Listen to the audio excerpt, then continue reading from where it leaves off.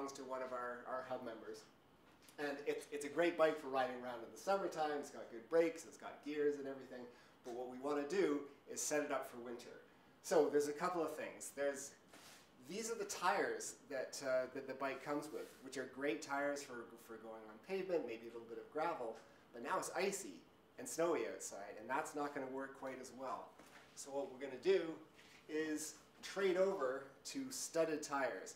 So these tires are roughly the same size, but as you can see, there's hundreds and hundreds of little metal studs, and that's going to help give us traction in the icy and snowy conditions.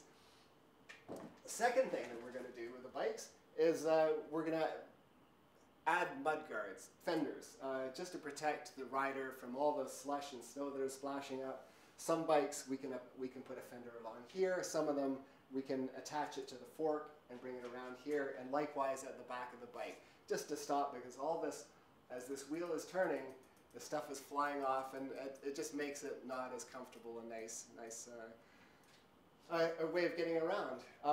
And then finally, because the days get very short at this time of year, a lot of times people are going to work or coming home from work in the dark, and so we want to have lights. So we'll have a headlamp and a rear light, just so that the cyclist is a bit more visible, or if they're on a dark trail, they'll be able to see where they're going.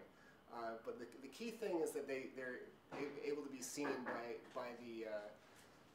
by cars that are on the road. The final thing that I'm going to be looking at on this bike is, because the bike is going to be used in the wet and the snow, it's important that we have lubrication on the chain. I can tell that this chain is pretty dry, so I'll be lubricating it, making sure that it's working well. And yeah, that's something that the owner of the bike is going to have to keep on through the winter, occasionally dribbling some oil onto it, wiping it off. I don't think that it requires massive amounts of cleaning, but if you keep this drivetrain clean, the chain and the cogs and the gears relatively clean, it's all going to last a lot longer and work better. In the wintertime, a couple of adjustments that we might do to the bike. We might run, with the studded tires, we might run slightly lower air pressure.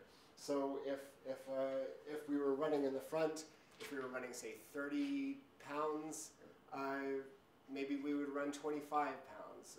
And it depends on the weight of the rider and the width of the tire and the type of terrain that they're going on.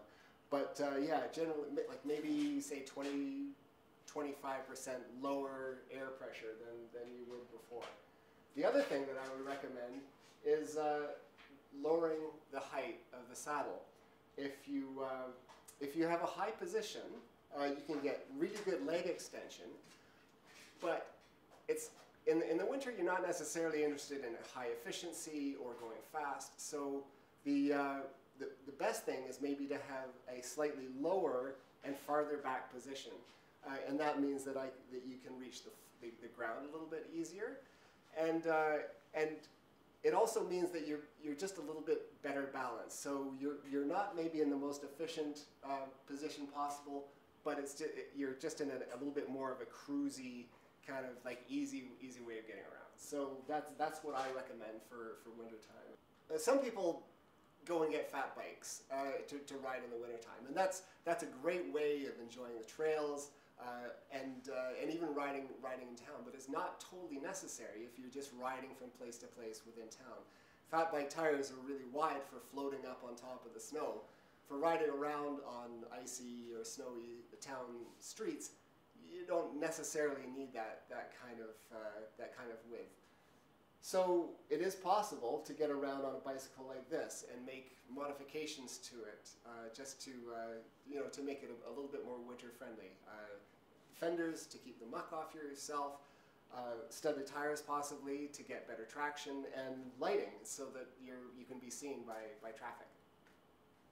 Riding in winter is fun, and I think that anybody who enjoys cycling can do it. You might want to make some modifications to your bike, but it is something that everybody can enjoy, and you should get into it.